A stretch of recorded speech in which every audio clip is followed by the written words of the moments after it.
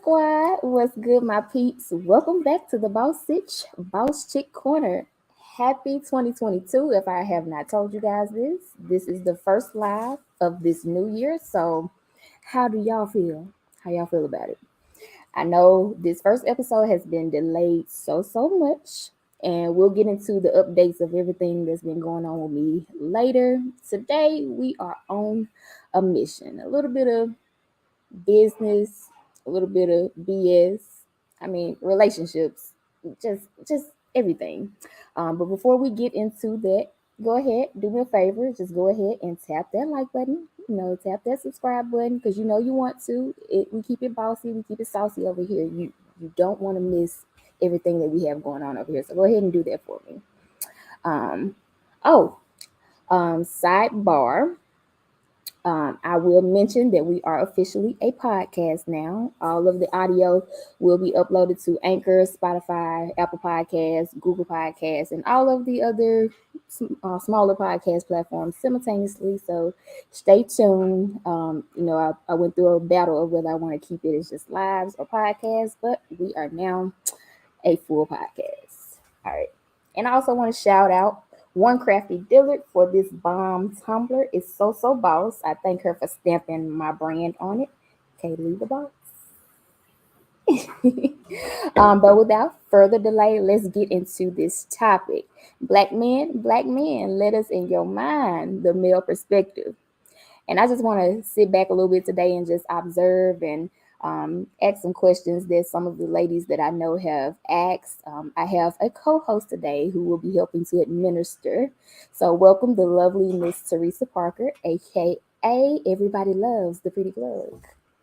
Happy Saturday, everybody. Hey girl, hey. Hey girl, hey. So how we doing today?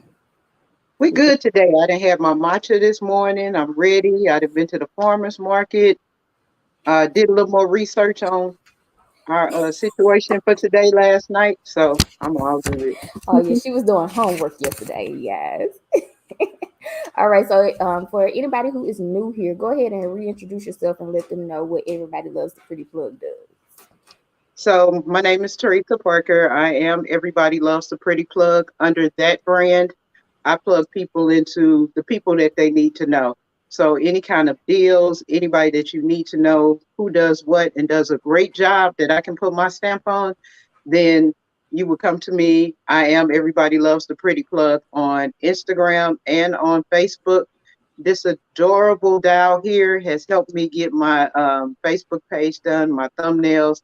I'll be coming to you live with my own interviews of the people that I want to plug you into. If you're in the Houston area, please make sure that you plug in. I will be doing events starting. My first event will be next Thursday, but look forward to me posting the other events. I know I will have a partnership where we're going to tour a distillery soon. I have a networking happy hour. I'm going to secure some more folks that I feel like we can all trust and plug into. Right. Keeping it unique, so it's not just not knocking real estate agents or insurance, but I do know some people that can put your fragrances together. So if you want your own fragrance brand, I've linked in with something like that. I've got somebody that does a rage room. I have someone that I have your PR people. We have Miss Kaylee here that can get your logos done. She's really good under pressure, but don't pressure her. Don't push her. But yes. Yeah, I have some really good people on my team. So make sure, like I said, even if you're coming to visit Houston, tap in with me. I can kind of navigate that for you also. Awesome. So now let's get into this panel of our fellow males and see who we have on this roster. First up, we're going to introduce Mr. Derek Jones. Hey, everybody. Hey, how you doing today? I'm good. Happy to be here. Awesome. Let everybody know who you are, where you're from, what you do. I'm Derek Jones. I'm from the DMV area, Maryland, close to DC. I am a certified life and relationship coach and also host of the Relationship Gumbo podcast every Wednesday night at 8 p.m. And I help you find those, pun intended on the word gumbo, I help you find those ingredients that you can add or take away from your relationship and mix it up and hope it tastes good. And if it don't, you go back in and try it again. So that's what I do. That's it. Awesome. Well, you'll be a great asset on some of these questions that the gals have passed on to me. So yeah. All right, next up we have Mel, one half of one of my favorite podcasts. Hey, what's up, there. guys? My name. Hey, what's up? What's up? I appreciate you having me on, man. My name Mel from the Jungle is Hell podcast.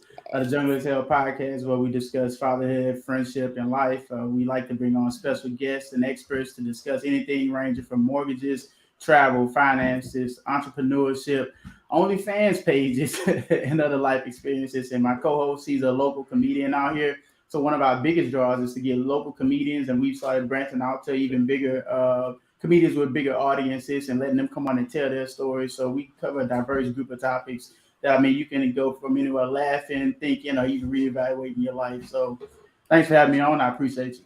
No problem. Once I listened to the podcast, because me and Darius, we go way back to our college days, and he was on one of, I think, my second episode of my first season.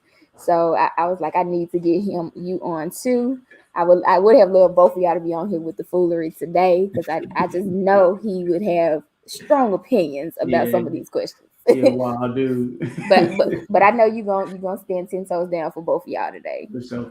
Thank you again for having me. No problem.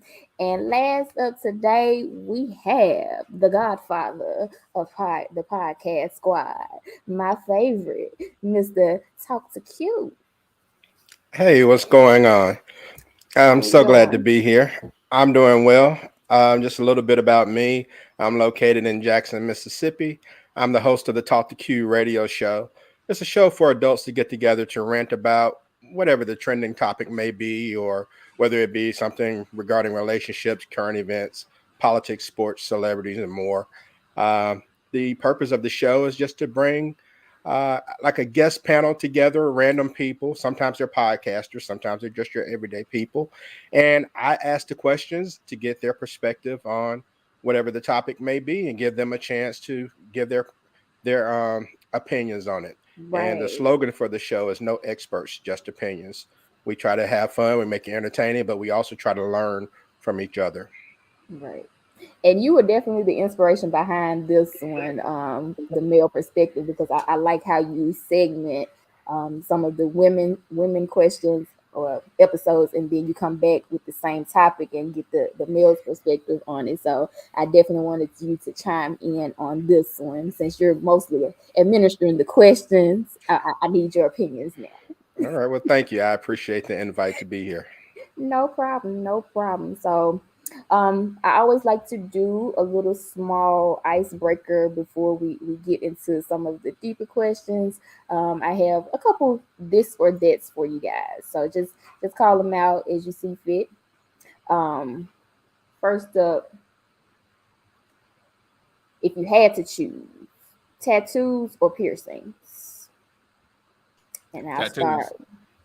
Okay, tattoos for you. What about you, Mel? I go piercings. Okay. Q. Definitely piercing. Tattoos are permanent. Piercing will grow back. Exactly. What about you, Teresa? Tattoos or piercing?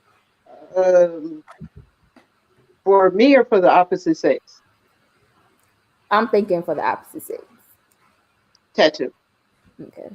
I say tattoo too. And I don't have any, but I like looking at them. Yeah, me too. I don't have any, and the piercing on males kind of, I can deal with a tattoo better than I can a piercing. Yeah, I knew a guy in college. He had his nipples pierced, and he would just love to take his shirt off. Yeah. Second, wigs or lashes, if you had to choose one to stay. Ouch. That's easy right there. Wigs. Okay. Them lashes can go, man. Y'all look like y'all about to take off. Yeah, I'm gonna say wig too. Yeah, I gotta go with wig. The lashes, I mean, some people can blink and blow papers off the table. It's just too much. Listen, I was struggling. Y'all saw my photo shoot pictures for graduation. I don't wear lashes like that. And I was trying to drive and have my glasses on. It was a struggle. It was a struggle. So yeah. All right. Last one. Are you the big spoon or the little spoon? The damn big spoon. Who said big spoon? I'm the big spoon. Always. I'm about 95% of the time the big spoon. You know, you can catch me on that 5%. You know, you gotta sneak up on me though. But you I don't know if y'all deal with animals. You gotta touch the animal somewhere first and then ease into position, because you jump in that big spoon too quick, you might have a quick elbow. Cute. And you know what? It might be kind of 50-50 for me, because I sleep facing, outside the bed. So I'm going to be eventually the little spoon at some point. I may start off the big spoon, but then I'm rolling over because I gotta sleep facing outside the bed for some reason. Yeah, I'm the same way, man. That's why I say you. Sometimes she get me. Yeah. I feel you. I feel you. Teresa? I'm gonna say both. Okay. Now I'm gonna be mad if I am not the little spoon. If I have to turn over to be the big spoon, it's gonna be a problem. Well, you see, if you turn over and be the big spoon, that was your decision. I think it's a problem if you whisper in your ear, baby, hold me. Yeah, I agree with that. I completely agree. Okay, I'll take that. All right. All right. Well, it was one more question. I see beards here. And I know Mel, I think y'all have talked about this on y'all podcast, but what is your beard care routine? Oh, I'll go first for sure. Okay. I use a touch of deluxe beard oil. We have the touch of deluxe beard oil. They have a wash, they have a conditioner, they have an oil. I wash every night. Sometimes I use a conditioner, sometimes I don't. It just depends on how I feel. If I wash my beard every night when I shower and wash my face, and then I oil up every day. So yeah, touch of deluxe beard oil. Black owned company too. Yes. I remember that one from one of y'all's podcasts. Yeah, that's our first sponsor, man. He believed in us, saw what we was doing, and yeah, he shout out to us and sponsored us. So touch of deluxe. Awesome. Q. In the words of Prince Hakeem from Coming to America, I just use juices and berries. I can't recall the brand of beard oil. It's also black owned, so I'm kind of ashamed of myself for not remembering. But I wash it every day, and then I use a little beard oil. I don't condition it as much, but I'm gonna check out what Mel's talking about. And you say it's called a touch of what now? A touch. That's TOUCHOFDLUXE. A touch of deluxe. Okay. I'm gonna have to Google that and check it out. The brother from Mississippi too. Oh, okay. Oh, nice. You got to support my own people. Yeah, Okay. I can't really add in on this one. I don't really have. What do you use on your hair? Oh, damn! I can't do either one. Sorry. Keep their name out your mouth. I'm a pass on this one. Dang. It's okay. So I want you to get me that oil that you can't seem to remember, Q, and I'll put it in the description box of this live on YouTube. All right. So now let's get into y'all's perspectives. I had a question. This was a little funny to me, but it's true. Why do they think telling us how much money they make is a turn on? And she was like, we want to know, but just not in the manner that it is told to us. So who wants to go first on this one? Before they go first, I had an experience like that a couple of weekends ago. Mm-hmm. Before the guy even asked me my name, he told me he owned 4 car lots. I don't know if they were new car lots or used car lots, but unless me as a woman, I feel like unless you finna put my name on that account right then and there when you tell me how much money, I can't do nothing with that information, especially when you tell me that before we exchange names. But okay, go ahead. And I wasn't the one that wrote the question, but Yeah. Man, I go with this one. See, the thing is, I think like how you said, you as a woman, you thinking to yourself, well, are you gonna put my name on something? Or, you gonna give me something? It's like whenever you come up to a situation with what you have to offer, immediately it puts that fantasy, like the person's trying to put that fantasy in your mind. This could be yours if you play your cards right. Do the right thing. I might hook you up. So it's all about trying to create a fantasy for that person. I mean, why they lead with that? I personally don't recommend it because all my homegirls, I always tell them, man, shit, if somebody lead with that, then you need to ask them to put their money where their mouth is. Anybody else want to chime in on this one? Yeah, I'll chime in. I think that men who lead with money is the equivalent. It's like the male version of a woman's tight outfit. It's to kind of get your attention, so to speak. It's a microwave way of letting a certain type of woman know what you're about, and if she bites, then you pretty much have an easy go at it. But it's just a quick way to try to impress her, to get her attention. And I don't think it's anything that's meant for women of higher standards who may be looking for something serious or long term. It's meant to just get those hood rats or gold diggers or whatever to bite, so you can lure them in and try to have sex with them real quick. I don't think it's anything that guys do to every single woman, unless they're just looking for something quick. so Q, sorry. I have a question. Since you made that left turn, I'm gonna go left with you. Okay. So last night when I was doing my homework, I was listening to the banter between a young lady and a guy. And the guy referred to the outfit that she had on the night before as a peekaboo outfit. So I giggled. I did. And so she looked at me and said that I was supposed to be on her side. So I said, well, what exactly was the outfit? Because I never seen the outfit. She didn't have a picture of the outfit.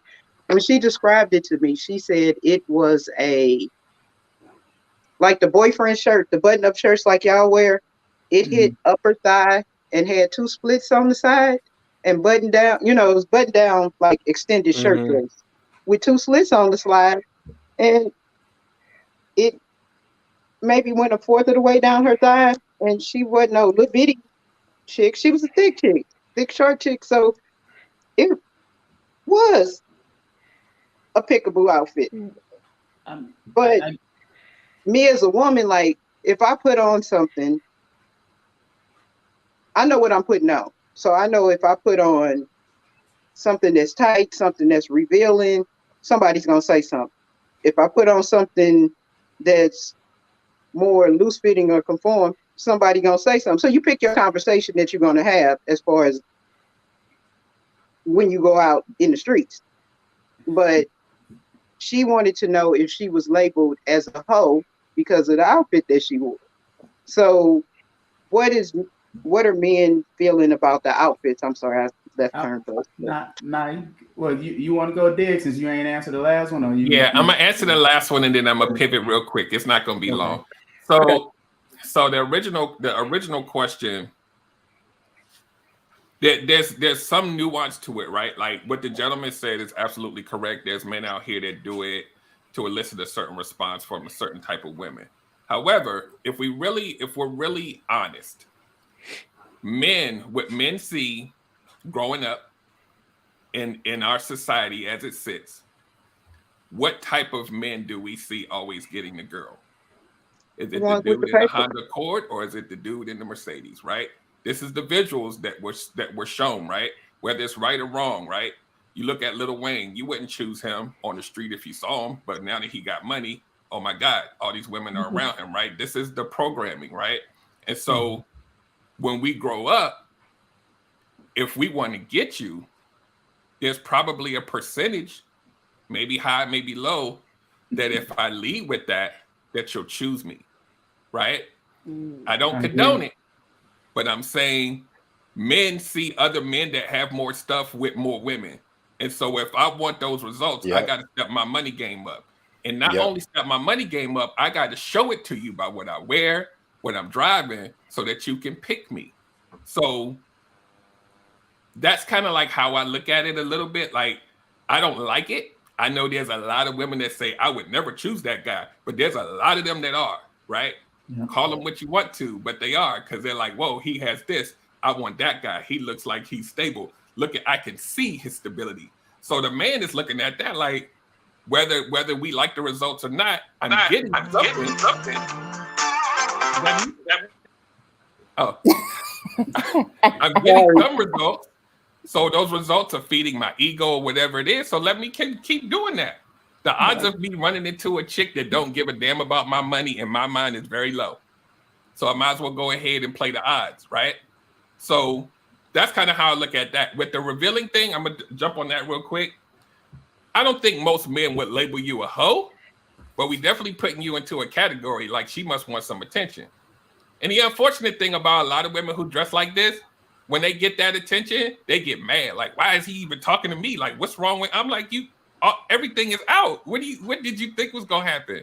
Not that I'm saying you invite that attention or not, but this is how society works. Men are gonna chase after, especially if you showing him all your skin. You just gonna sit back and be like, oh yeah, let me let her pass and not say nothing. Those type of dudes, they're gonna jump at that.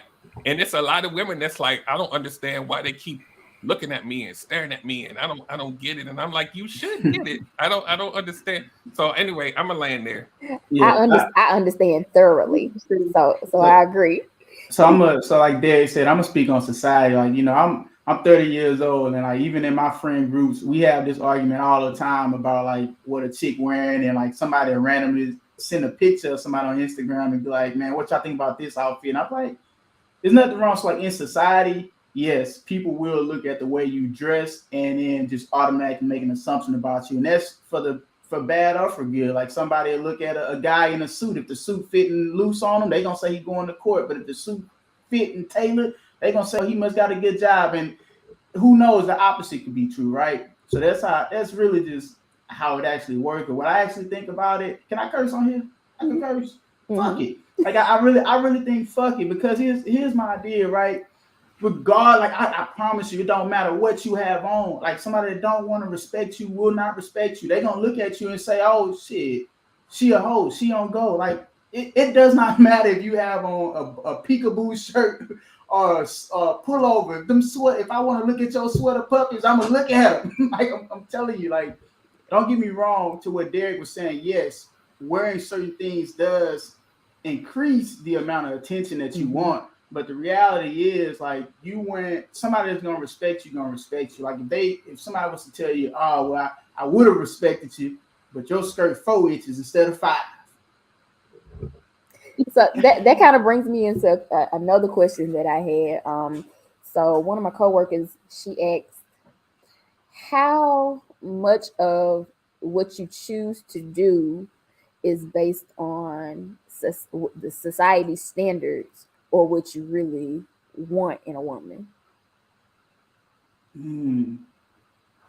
I think in general, like to be honest, like I think it's like Derek said, it's programming. Like I think like we've been programmed to think certain things and to look at certain things to where sometimes we be moving without even realizing, like, damn, like I made a decision on my mate based on this thing and not that thing. You know what I'm saying? So I would think society's opinions matters a lot in general. As I've gotten older and like I've talked to so many people, especially on this podcast, talking to people, more and more I just have a mindset of, oh well, like some people gonna like it and some people won't. So like once you get more confidence in yourself, it really won't matter. But I just know a lot of people don't have that confidence, and people who are confident and who you would think would be like, oh, well, they don't care about other people's opinions.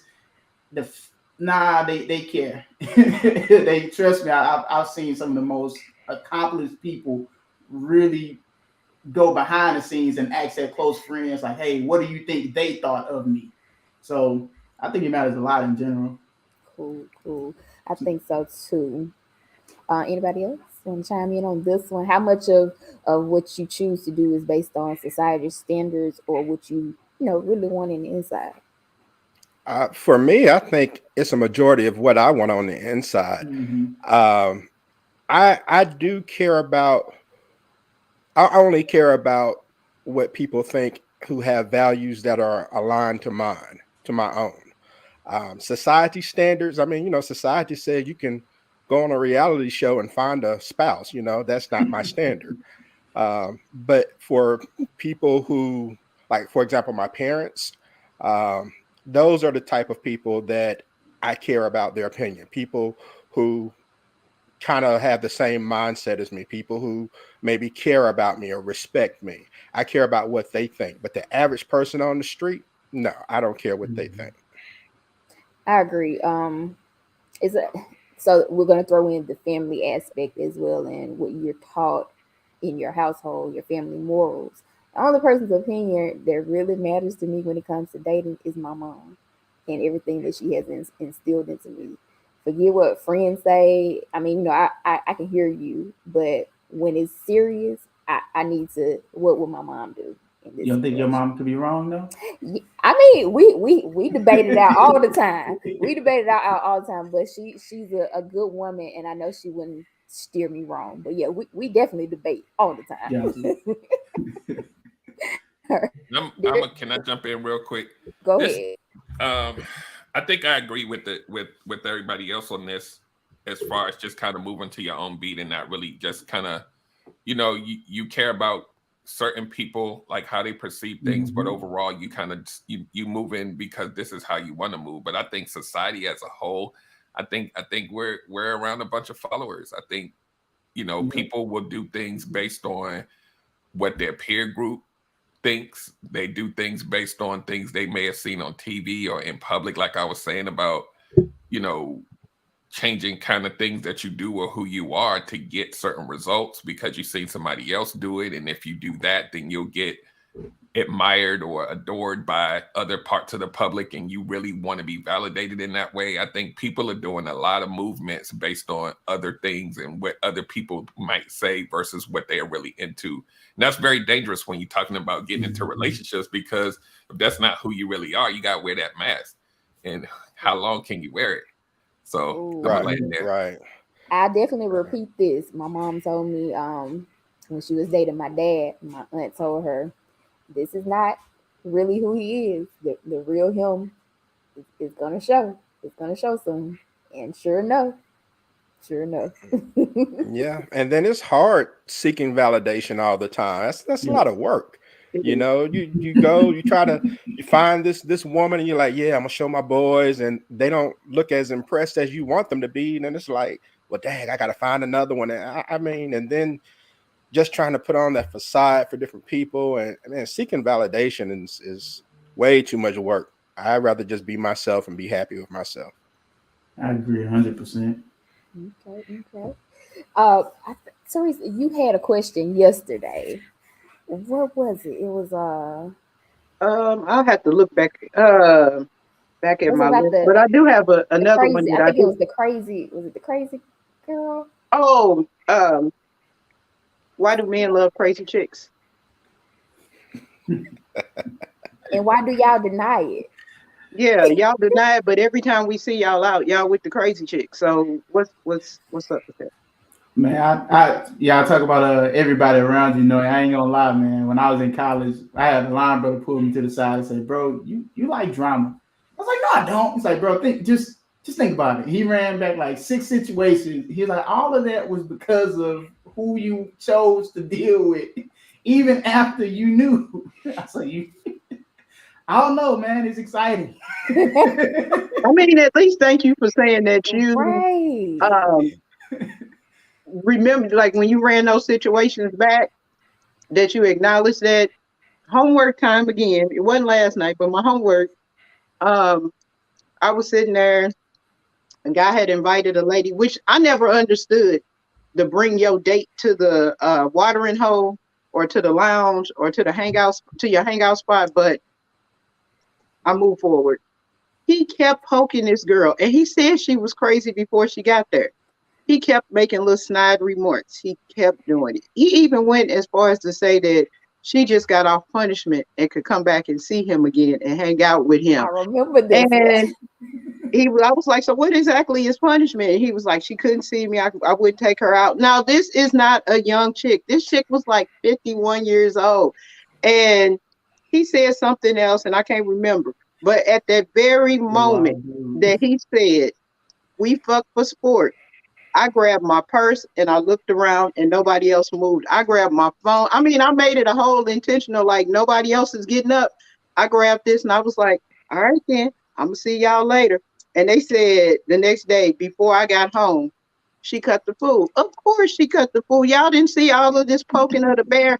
And he swore. He said, man, she ain't never coming back up here. I just can't deal with crazy.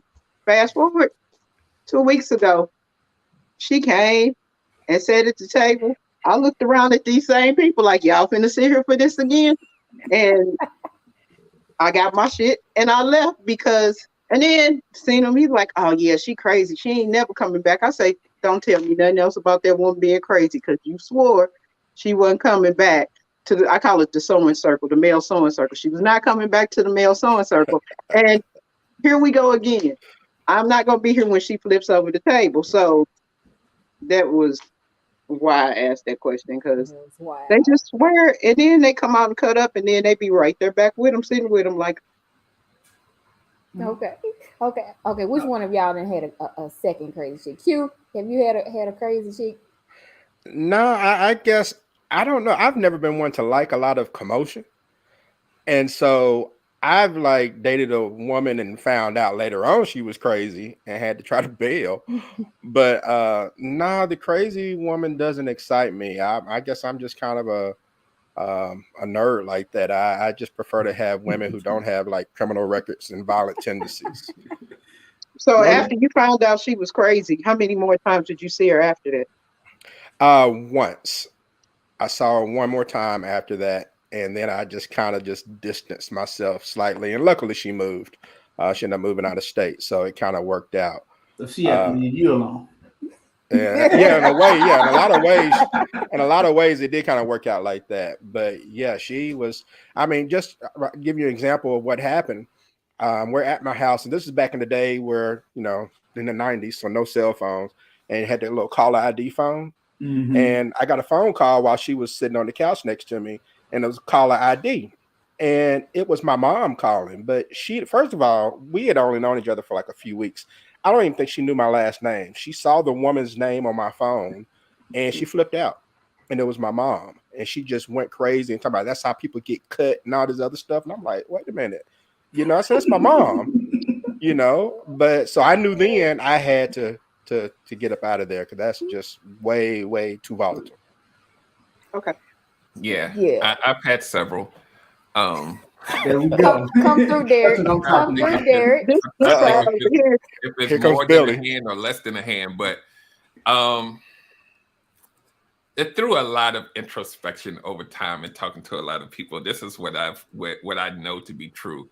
I think people who are crazy, it could be men or women, because they always talk about women like bad boys or whatever. It's really about the excitement that comes from things that are uncertain and unpredictable, right?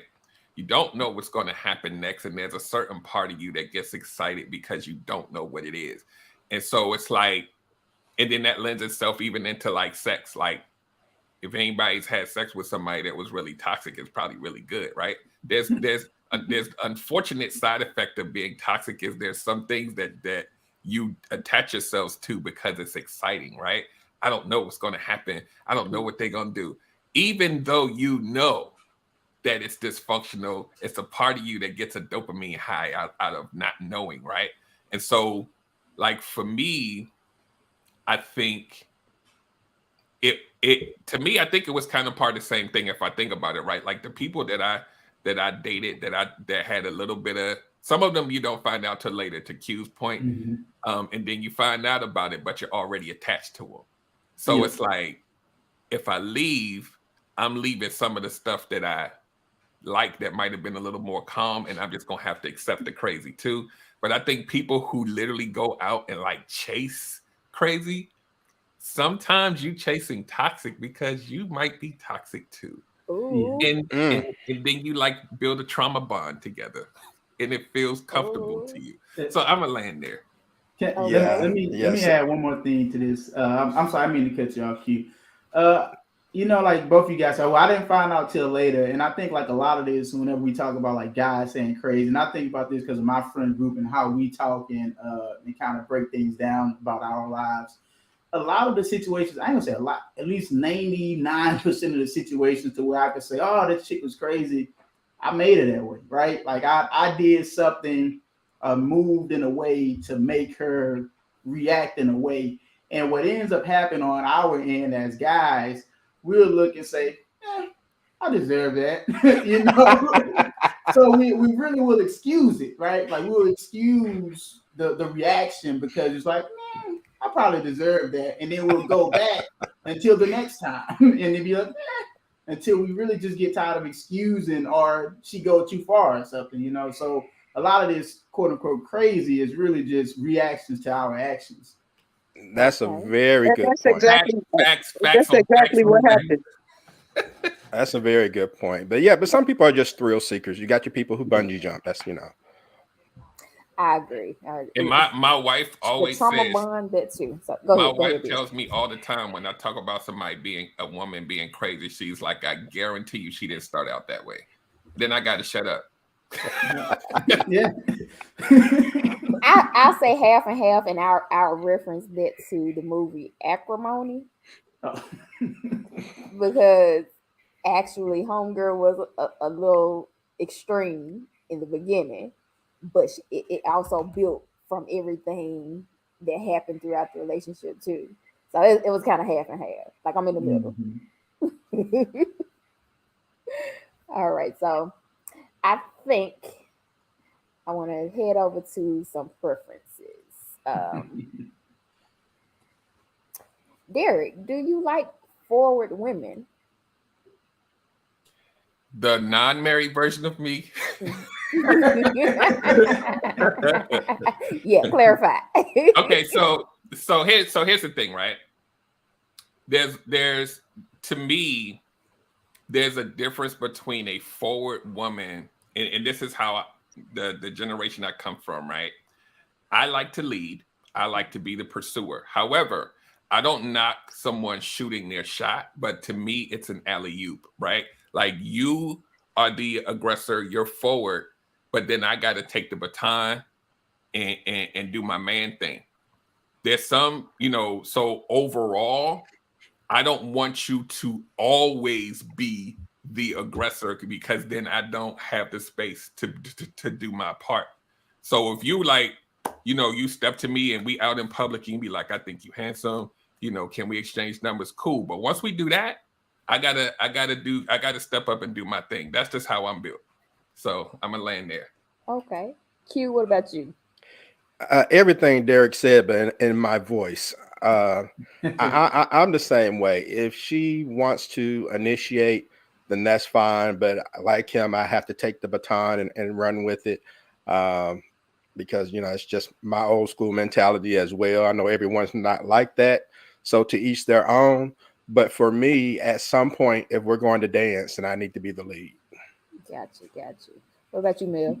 So you first said, I was going to say, man, you need to be a little bit more specific. That's too general of a question, but I'm going to follow with what they're talking about. It's really hard, right? Because if you like somebody, man, I don't care if she's a little bit extra aggressive. Hey, let's hang out or do this. Like if I really want you and I really want to be with you or be around you and have your energy matching my energy, then yeah, I do appreciate that forwardness. But if I really don't care, or if like I'm not gonna say I dislike them, but if I'm trying to get to know you, sometimes it can come out to be a little bit too much. And I wouldn't recommend it to any woman to be too forward. I agree with both of them to where you can initiate things, but you gotta put the ball in other players' court just to see if they're gonna play. Okay, I'm old school You know, too, so I like that aspect. But I am a person who has been taught say what you mean and mean what you say. Mm-hmm. So I will say, if I like you, I will say. But I'll say that's dating. Now you just trying to have a situationship. So she can be as aggressive Well, as she likes. that's aggressive as she- Tell me what to be, when to be, and how to be.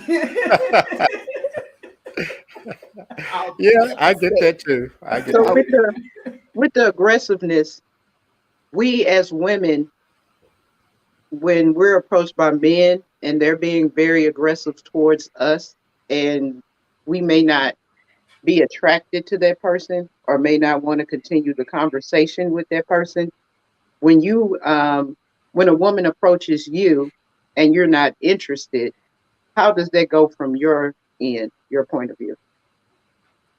Once again, to be honest, it depends on what you're not interested in me. Like if I don't want nothing to do, or if I could tell by the conversation that what she wants it would not be what I want. Because No, sometimes you can let's tell. just start off with um, girl A sees you, she comes up and Mhm. tries to strike up a conversation. It's all based on physical at that point in time. Yeah, yep. You're not physically attracted to said woman. Um, What do you say in response to that? Because Mm. when we're not yeah. attracted to said men and we say, I'm not interested, or um, I have someone, Mhm. or it could go anywhere from us getting cursed out to a deadly situation. So when women approach you all, how do you handle that you're not interested with that woman from the first point of contact? I think women pick up on social cues a little bit better than men. Not a little bit, a lot bit better. So like just being dismissive in the conversation, women can easily tell, oh, this a fail. and they'll leave it alone, or they'll kind of like politely end the conversation and go their way. Exit stage But left. but to be honest, like I think I've been approached by at least two different women that asked me if I was gay because I wasn't interested. Like there was like a straight response, like, "Are you gay or something?" Like one of them was aggressive and going straight to talk about, "Hey, let's have sex tonight." Like, Oh, and I was like, "Nah, I'm good." And she's like, "What, you gay or something?" And then the other one, we talked. I didn't take it as flirty, but obviously she was flirting once she asked for my number, and then I told her, "Well, actually, you can have my Instagram." And then she was like, it kind of went into you're not interested. And I was like, "Oh no, I didn't even know you was on this." Like, well, are you gay? And I was like, "No." So but that I feel like that's probably the worst that can happen as a guy, as the chick calls gay. On your end, guy may never stop pursuing, may get offended. So it's yeah, and I think I yeah. touched on that in my video that I posted this week. Mm-hmm. And I said it's a difference between being persistent and you just straight up being pushy. Mm-hmm. So, I Yeah. was out the other day and a guy walked up to a woman and he literally opened his phone, shoved the phone at the woman, told her to put her number in there. She looked at me, I looked at her, and I don't know if she put the number in there. I don't know if she felt like he was gonna do something or whatever. And as soon as she put the number in there, he hit it and called her and was like, "Look, look, look, look, look, that's my number." And I was like, "Oh," but it was such a aggressive push. He never asked her name. He never said, "How you doing?" Yeah. It was, you know, it was just crazy. Like you don't even know who. It was nothing. But then there's been times that you're like, "Oh yeah, I'm not interested." It's been times that I personally have just had to walk off from the person. And as I'm walking off because I'm not interested, I'm getting cursed out, or I've had men to walk up on me and be toe to toe with me. Like, Mm-hmm. um, I was out one night and the guy um, tried to break our stroll line in the sorority, Mm-hmm. and then when I'm trying to bat him off, like, please stop reaching in, like, leave us alone, he walks toe to toe with me and was like, we had chemistry. And I'm like, we did not have chemistry. I don't know what the problem is. We're like this.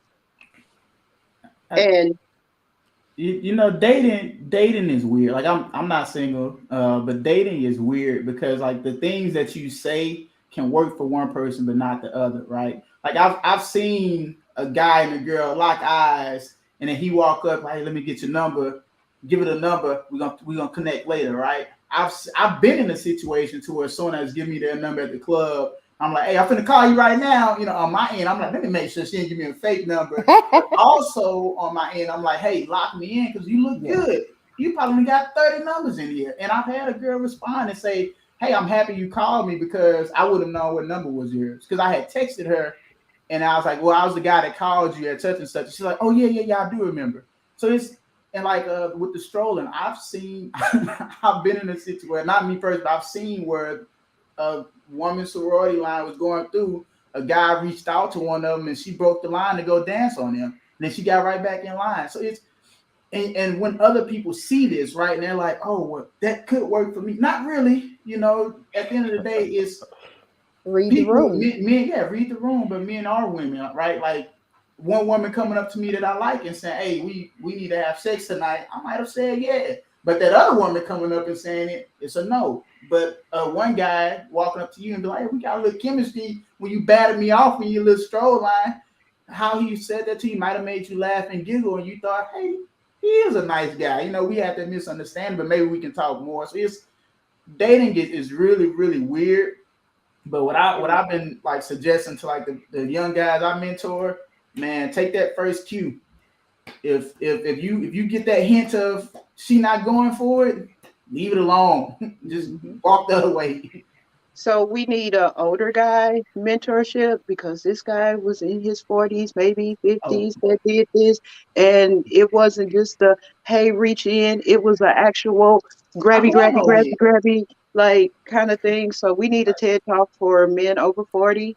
I'm sorry, let me say this. I definitely blame old heads, man. I remember my old heads like used to tell me growing up, my old uncles and great grandfather used to tell me growing up this one quote, I'll never forget it. Persistence beats resistance. And in some context, people are like, oh yeah, that makes sense. But what they meant, I blame your old heads. Well, you know, sometimes some people just have a lifelong membership in being a fool. So they're just some people you're not going to reach. The main thing is to treat people the way you want to be treated. And I've heard people say, you know, don't do anything you will want somebody to do to your daughter or your sister or something like that. So it's about a common sense approach. And unfortunately, you know, not everyone has common sense. You know, common sense is like deodorant. The people who need it the most don't use it. That's true. So I think y'all answered my next question, which would be what would be an acceptable approch, and I think y'all touched on that a little bit. Can I jump in for 2 seconds? Go right ahead. So this one right here, when you talked about women approaching, how would you handle it if they was like persistent or whatever, or aggressive or whatever? I have too many stories. My life is a cautionary tale. I think maybe the younger version of me, I probably would have took the number and just never called and just let them get it. Right? It's like the reverse of ghosting. I just took the number so they can shut up and leave me alone. I think a lot of women do that too. But I think as I got older and more aware of who I am and like what I have to lose, then the conversation starts to change, right? It's like, yeah, you're approaching me with a little bit of force and persistence, but tonight I'm just chilling, right? Like if I'm at a lounge or something, I'm like, I'm just chilling right now. And they'd be like, nope, I'm just chilling right now. Had a long week. And then hopefully at some point they get the hint. Some of them don't. Like we talk about male egos. A lot of these women got egos too, and they don't want to be turned down because they feel like just because they have female genitalia that you must submit to it. And the whole gay, you must be gay. Heard that before too, because how dare you not want me? And I'm like, have you seen you? Like we not like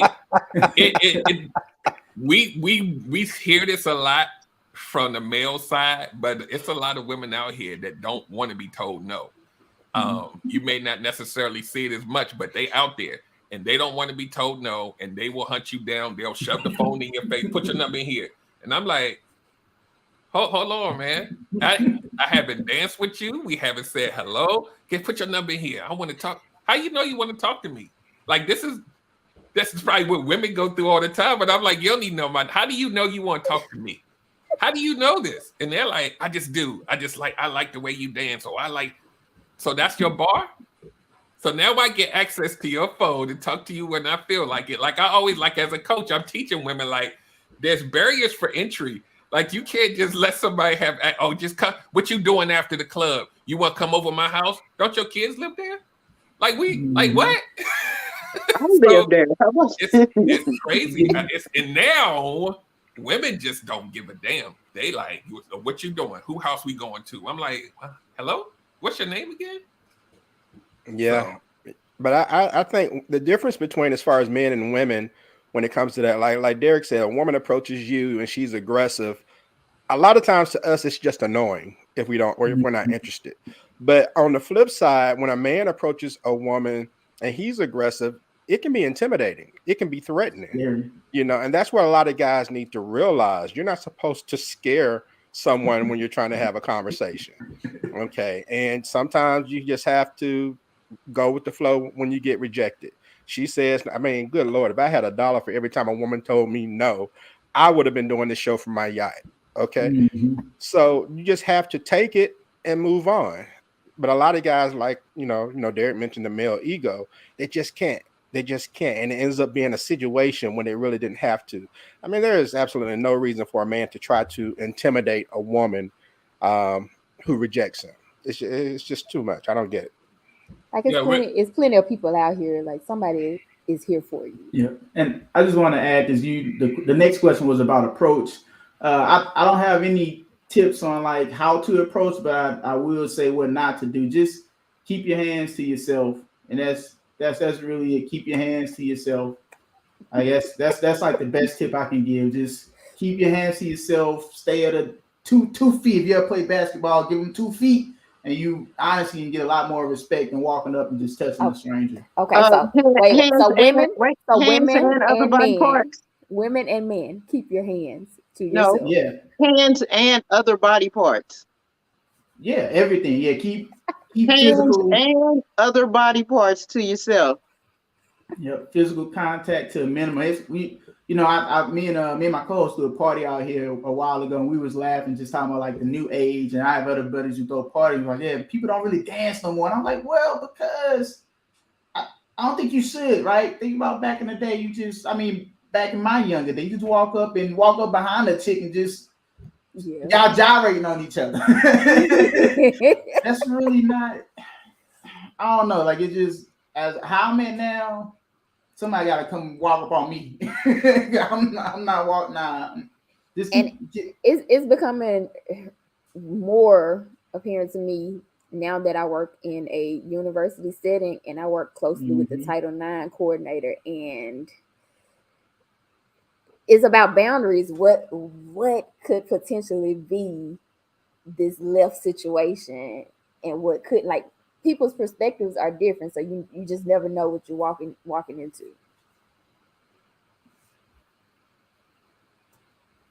Here's my next. Oh, I have a question. My next question is, why won't men just be honest about their situationships or marriages or whatever? There's enough tacky women that want a man that got somebody.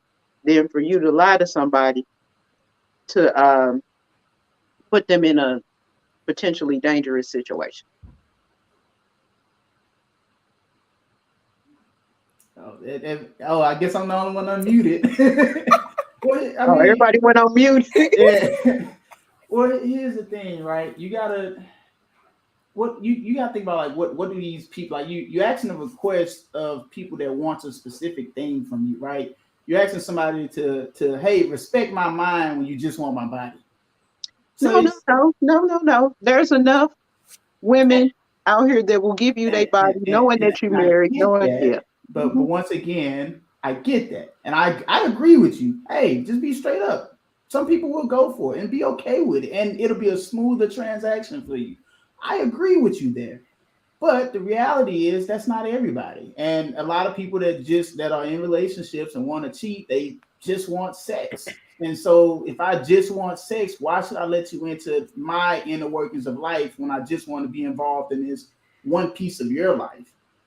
I agree with you. The approach should be to be honest, but being honest, I mean, the averages go down. The averages of them getting what they want goes down, because at the end of the day, they want what they want. It's not really about you wanting respect and honesty. Like they could give a damn about what you want out of the situation. They want what they want. Yeah, it's not right, but that's the honesty, the honest truth. Did you have something? Well, that's when the backlash comes. That's when you get featured on TikTok. I'm looking for this man that was so wonderful for me on the beach, and then you go viral because you fail to mention.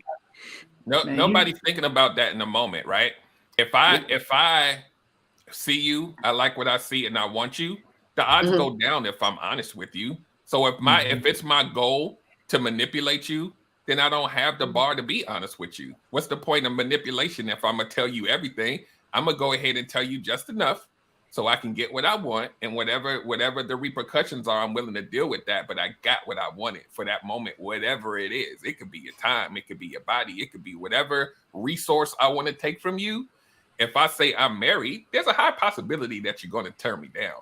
There's some women out there that might like it, but the odds are not going to really be in my favor if I tell you that. So I'm going to tell you whatever you need to hear. Hopefully you don't fully have it together and fully healed, so I could slip in there and tap into whatever that part of you that may be looking for something. I get in and I get out. But if you really dysfunctional and you let me stay there and you're not getting no benefits from me, I might stay for a while because I'm still getting what I want. No problem. You at that point not even caring about me being married or in a situationship because you getting what you want to.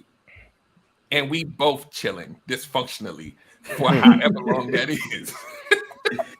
Man, I'm happy you said like they'll deal with the repercussions later. Like I tell people, ask me about it. Like I tell people, man, you can cheat. You just have to be okay with the consequences. You have to be okay with it. Run what them consequences mean to you, and then that's when you make that decision on whether or not you want to cheat. Right. Because most people that can go a couple different ways. It can. I was going to say a lot of guys, like Derek was talking about, they're going to play the odds. And so you can walk up to a woman, hey, I just want to have sex, and she walks off. Then, and you go to the next one, hey, I want to have sex, and she walks off. No, you're just going to approach the one you like, say what you have to say to try to get her, and deal with the rest of the stuff somewhere down the line. And then, I've heard a lot of women say that if a man was just honest, then we'd be okay. Maybe I just want sex too. I'll be honest with you, and maybe I'm just not handsome enough. I ain't met no woman like that. I know some women who say that, but I mean, they want to be treated special and they don't want to feel cheap. So I don't know if they really mean it or not. I've never met anyone who actually meant that. Okay. So I'm glad you brought that point up. So I want to know, like, at what point does the male become the hoe? Because the male can sleep with 10 different women, same different circle or whatever, or 10 women that are in the same spot, and they'll kiki and laugh with their male counterparts. But if they see a woman and they suspect, they don't know, they suspect that she slept with 5 men that they may have walked past, walking down the street in a neighborhood that they've never been in, then automatically she's the hoe. And what?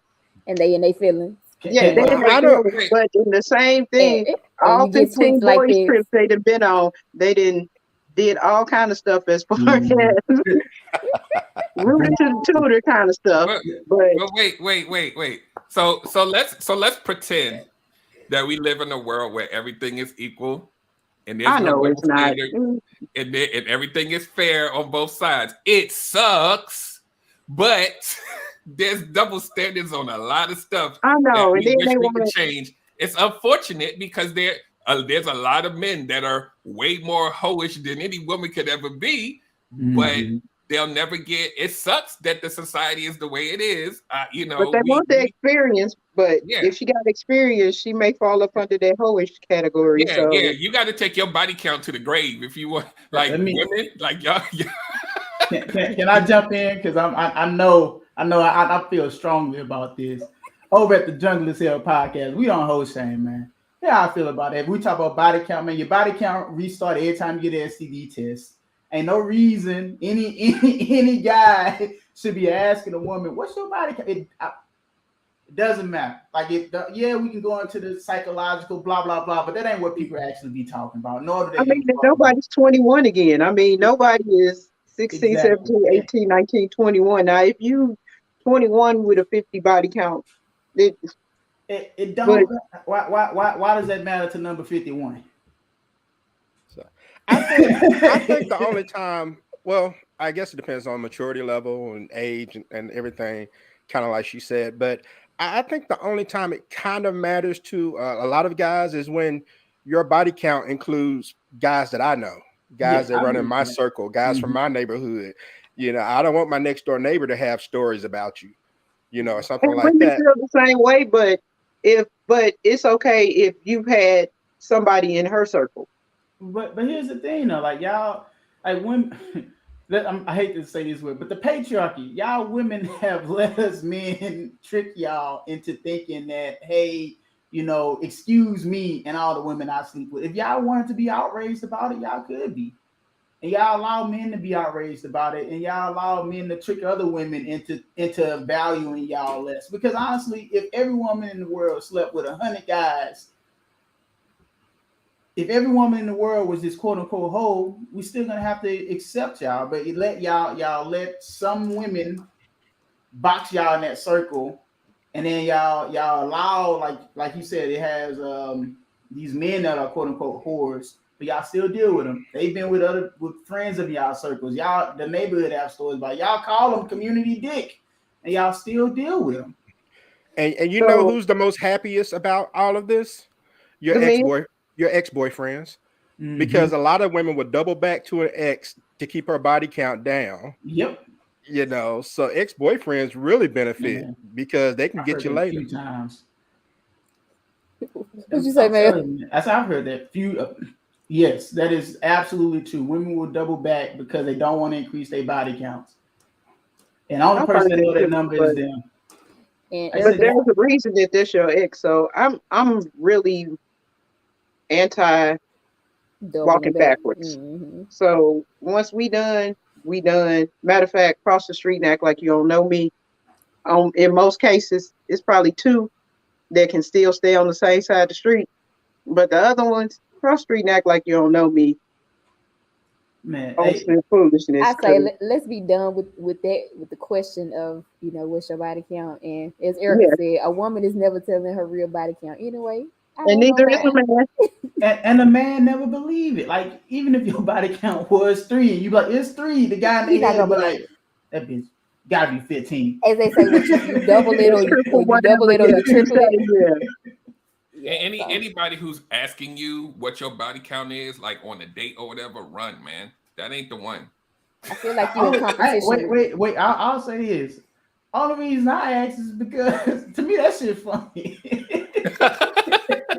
Like if like I gauge it out first, you know, and then I see like if, because sometimes I ain't gonna lie, a lot of situations I've been in, the women ask about my sexual past first, and then I'll continue that conversation, and then we kind of compare and have jokes and laugh, and I don't know, like it's never been an issue for me, like never.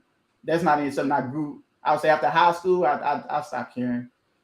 Yeah, I don't think it should be that big of a deal. I think it's more of a matter of who than how many. Yeah. Because, you know, I had a partner of mine who found out a woman that he was dating slept with a guy that he was in the guy's wedding, you know, a guy he was really close to. So because of that, he didn't want to go that direction because, you know, she had slept with his friend. So I think it's a matter of who more so than how many.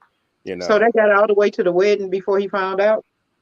And no, his friend, he was in his friend's wedding. Guy A was in guy B wedding, and guy B had slept with a girl that he had met recently. So He wasn't the guy that was getting married. The friend was. Oh, okay. Yeah. But So let's shift the question. So you've been dating a woman for a year. Um, Homeboy comes in town, then moved away, and you find that everything's smooth. Y'all getting along, sexual chemistry good, physical chemistry good. She cooking your favorite meals. She laying your clothes out at night, ironing your drawers, all that stuff. And then your homeboy come in, your mama like her, all of that's there. And your homeboy come in and you be like, oh, this is Marcia. Marcia, this my homeboy Chuck I've been telling you about. And then you notice that look between them like, oh, the oh shit look. Do you break up with Marcia? Or do Being from Louisiana, y'all must not be from smaller towns, huh? I'm originally from St. Louis. I'm originally from St. Louis and moved to Houston. That just happens all the time. Like I mean, that's more common than not, right? And I think right, I know. That's why I asked. So what do you do? It's really based off the homeboy and how do I personally feel about him, right? Because I've been in a situation where one of my cousins, but me and him have a close relationship, but he used to date this girl almost like 7 years ago. But at the same time, this cousin also not the type of person to be like, oh man, I used to do that. He just straight up told me like, hey, look, we used to talk back in the day. And that was it. There was respect between me and that cousin. Like whenever Q talked about the who, like even outside of your circle, the who matters because no man wants to be disrespected. And they definitely don't want to be disrespected over a woman, right? So it just depends on the person. Like, do you ever break up with them? Depends on how deep that relationship is and how much she respects your mind, right? Because you gauge both of it. It's like, well, do I value my homie more or do I value my relationship with this woman more? You do gauge that and then you move accordingly. But ultimately, it's just about whether or not each side will respect you and not make you feel uncomfortable in that situation. And it really won't matter. Yeah, and it also depends on the type of relationship they had. Like if Chuck and Marcia just had a one night stand, and barely remembered and didn't recognize each other until, because first of all, if he's my boy, he's gonna know who she is anyway. Before a year, me and him are tight. But even if it didn't register, and then he sees her in person, he's like, oh, we may have kicked it one night or something. I mean, I don't think that's necessarily a big deal. And then, like Mel said, it's a respect thing too. If he's like, oh man, I remember I did this too, or I did that, then it's gonna cause some problems. But Chuck gonna get beat up. Did she turn around on you, dog? Keep his mouth shut, y'all be good. Honestly, yeah. As long as my homeboy ain't asking me, she turn around for you. Yeah, I'm gonna be silent on this one. I don't know, man. I ain't from no small town, so it depends on how long ago it was. Like if it was 6 months ago, and I don't know, man. And it depends on how it's treated. Like y'all was saying, like how if my boy was like really like, yeah, man, if she do that thing that she just what she did, then we got a problem. We got a hell of a problem. Like, sir, if you sir, like that. You being petty at this point. I can't even get the thing no more without thinking about my boy. I had a woman that I dated, and then my boy, I guess he just didn't give a damn. He ended up messing with her years after that, and he was like, yeah, man, did she do that thing with you and I was like, man, I'm not having this discussion with you, dude. Oh, like, man. no, we're not doing that. So yeah, I don't know, man. I think a lot of men, not me, because I'm almost 13 years married, so my brain ain't really there, but I think a lot of men wouldn't be able to handle it. I think a lot of men would be like, hell no, I can't sit at home and think about, especially if that's your man, like y'all hanging out all the time, and y'all might be hanging out with her, and it's like you got to like look at both of them. That I don't know, man. I mean, he be like, pass me the sugar. What you say? What you asking for? And I'll say this too, and just one more piece on it. Like as the guy that's in that, like you got to be honest about what your relationship is too, because when we talk about your friend disrespecting you, right? I've been in a situation where a guy kind of downplayed what his relationship was. I let him know that I slept with the girl, and he was like, "Oh shit, we just fucking cool." So anybody can judge me, but we started exchanging sex stories. But I found out afterwards that He was said in she was love. really He was in love. disturbed. Yeah, he was. Yeah, he was disturbed. He was a real relationship, and he was disturbed by some of the things he heard. So it just, yeah, you gotta you gotta be honest, man. Okay, Derek, you just mentioned you're almost 13 years in married. So I just got a question here. Is marriage still sacred or is that becoming a thing of the past? What are y'all's opinion on that? You I know mean we had. marriage as an institution? Mhm. I think, okay, so I talk about this a lot.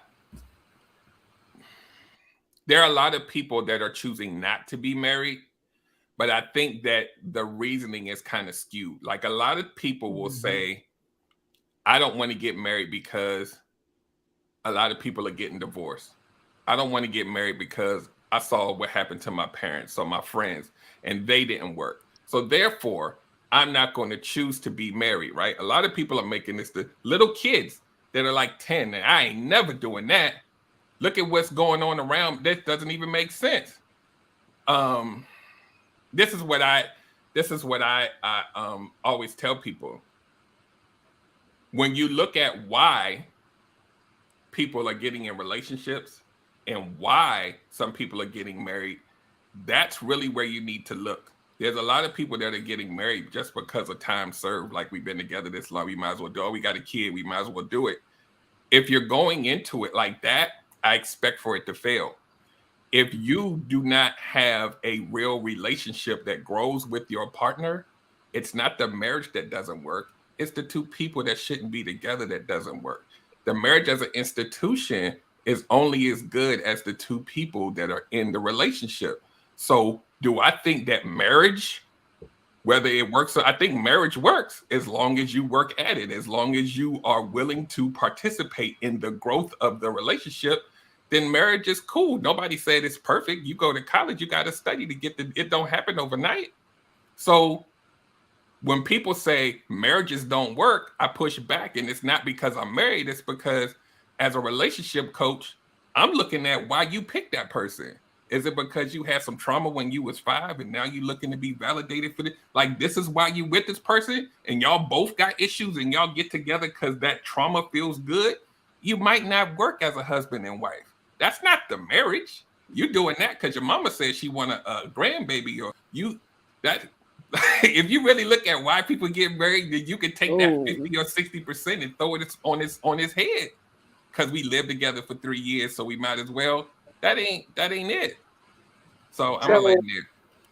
and it was a lot of, I don't know if anybody else noticed, but it was a lot of COVID marriages that happened um, in the last couple of years. Like, I've heard people say anything from, oh, well, since people was dying and I've been dating this woman for 7 years, I figured I might as well go on and marry her before something happened, or uh, ran into somebody else that had just got married on Sunday and saw them on a Thursday and had drugged this relationship. I was like, don't tell nobody about my business. What business would I tell?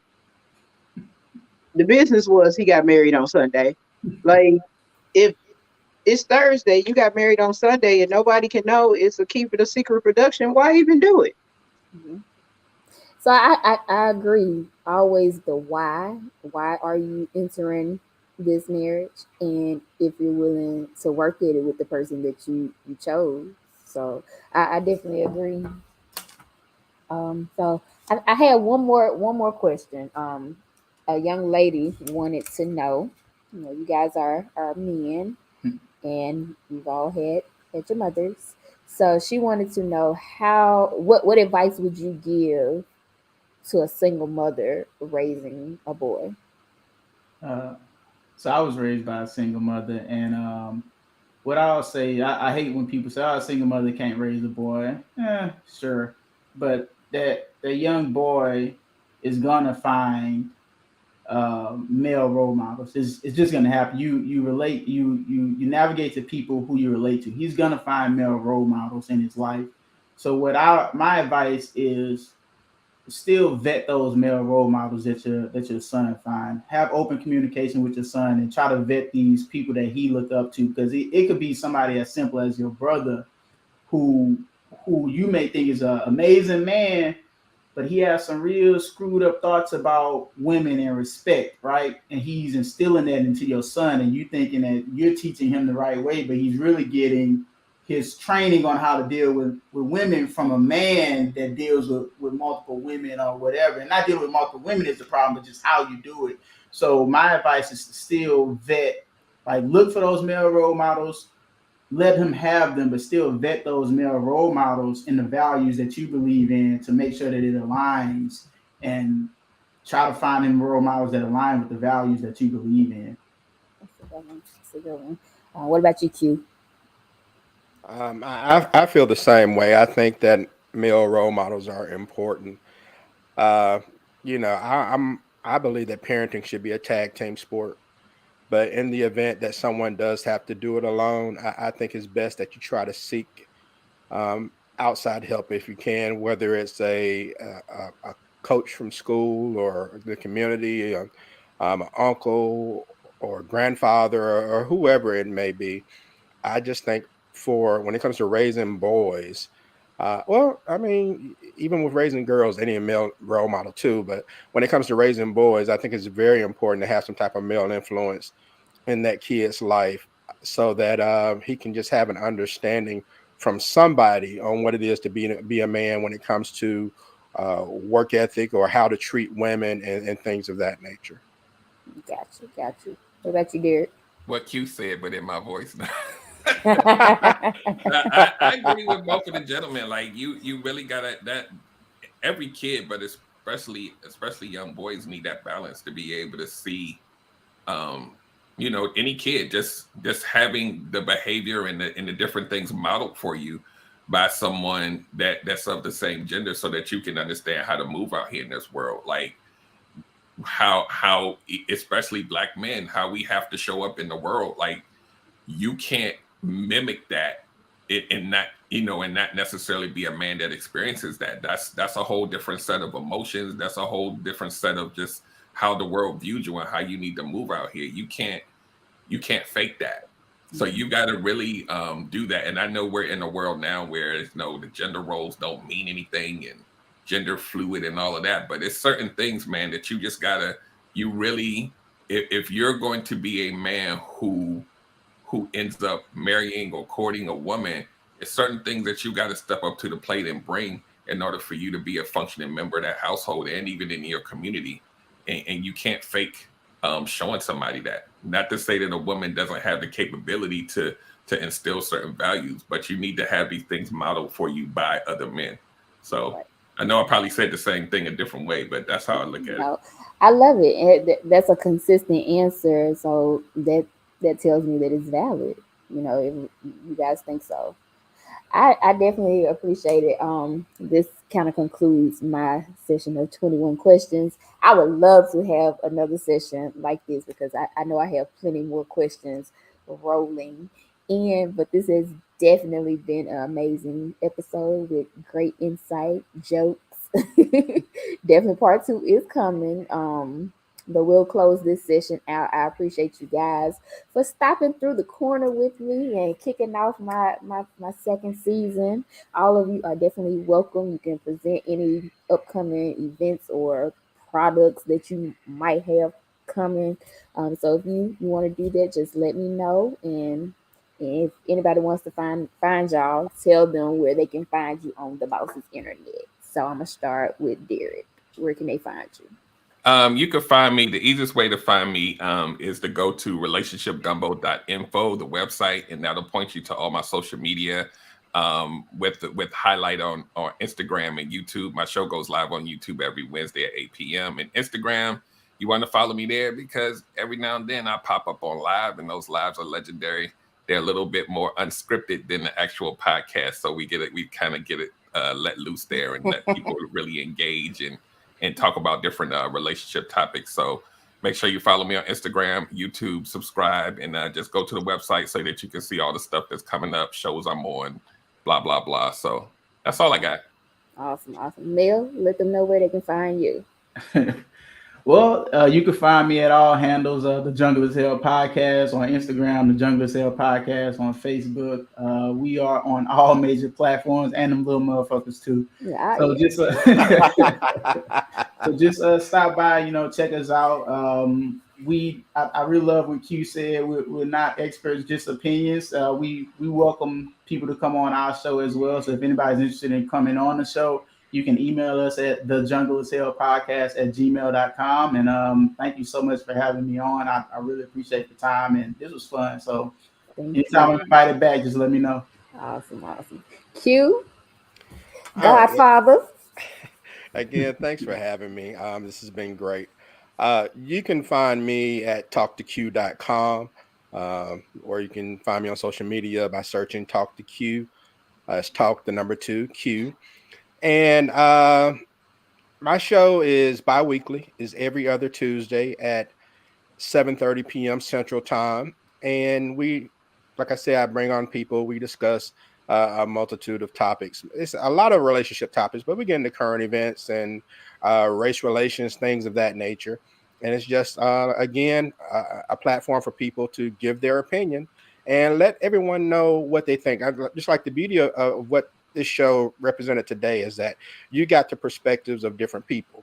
Even if we didn't all agree or maybe take the same approach to something, it allowed you to see into the minds of someone else and walk in their shoes and gain a new perspective. And that's what we all need to be doing. Social media has basically divided us because we find people who think like we think and we stick to Mm-hmm. them and we never hear anything else. It's like, Fox News, MSNBC. If you only watch one, you're never going to learn the perspective of the other. And we need balance in life. You got to know both sides, whether you agree or not. So I invite people to take a listen. You can always reach out to me if you want to be a guest to be on the show and speak your mind and hear what other people have to say. Even if you don't agree, at least respect it and hear it. Right, right. I agree. Just it's just about connecting with people, learning something new every day. You don't know everything, so you like to Right. learn something from someone else. Exactly. Teresa, thank you, honey, for coming on and being my co-host and my administrator today. So tell the people where they can find you too. You can find me on Instagram and on Facebook at Everybody Loves the Pretty Plug. I'm on both platforms. And if you're interested in any vegan food, you can find me at the Vegan Palette 22 on Instagram. Awesome, awesome. And that's the main page, so it does share the vegan palette stuff as well. All right, you guys. Well, until next time, squad, I love you guys. And just keep it bossy, keep it saucy, the best way that you know how. And we out.